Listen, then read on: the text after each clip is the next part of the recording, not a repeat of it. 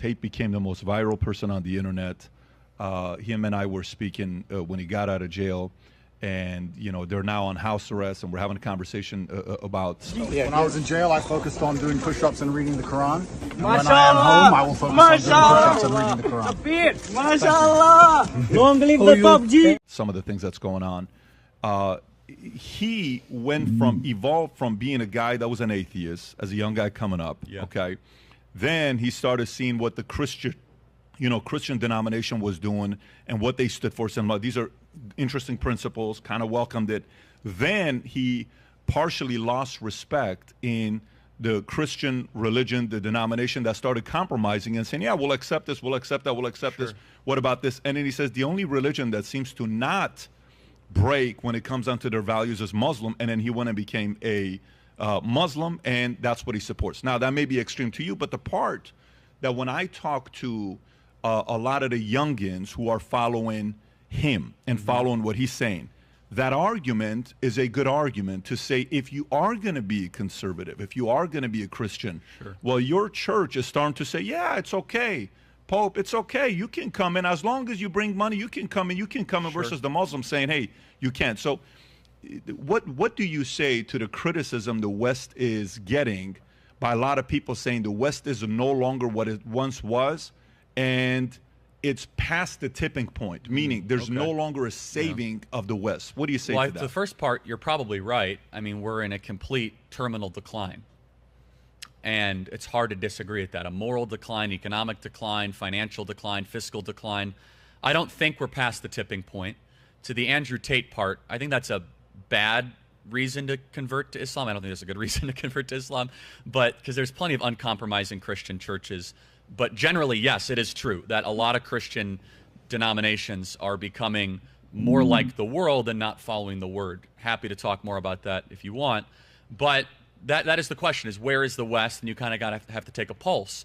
There's plenty of reasons for optimism. I'm seeing a kind of renewed sense of patriotism in certain sects. I'm seeing what we're doing at Turning Point USA. I'm seeing parents get more involved in school boards. At the same time, we're living through what Nietzsche predicted in the 1860s, 1870s, and 1880s, where he did not proclaim it, but he stated God is dead. And again, it's misquoted because people think he was celebrating the death of God. He was not. What he was saying is that, hey, you in the West, if you are going to replace God with consumerism and the Industrial Revolution and hyper-individualism, be careful what's going to take its place. And we're kind of living through the kind of mixture of synthetic worldviews that take its place when Christianity or a cogent Western morality deteriorates. So what do I say to the compromising Christians? Well, stop compromising. And then I wouldn't also necessarily say that Islam is attractive as a substitute of that, but I'm happy to explore that. It's not about the substitute of that, because there's some stats we looked at a couple months ago on a podcast. We had this guy that was talking about how underpopulation is the problem, not overpopulation. How the world can handle, and then we looked up the numbers on the podcast, and we saw, I'm going to be wrong by a couple percentage points, but pretty close within a couple percentage points.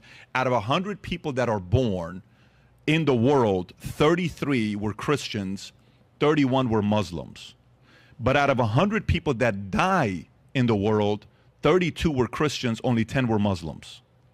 Which means the young, Muslims are having more kids, and they're a lot younger, which means by 2035, the world will be led by Muslims, having more Muslims in the world than Christians.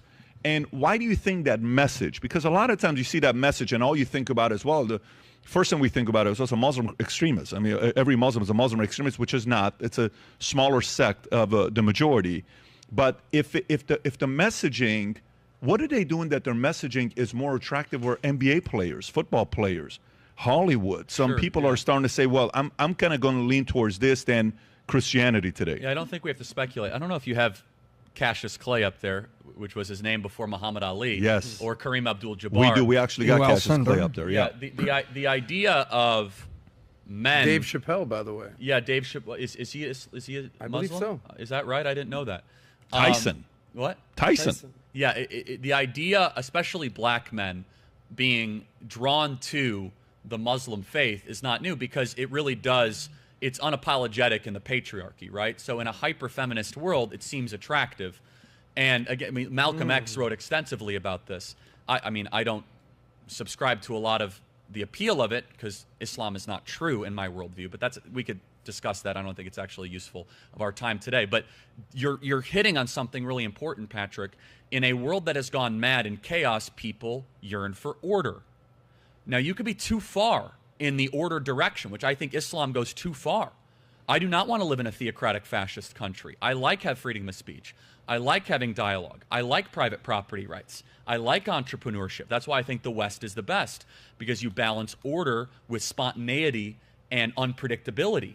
If you just want order, you can live in Saudi Arabia, but that's not a free society.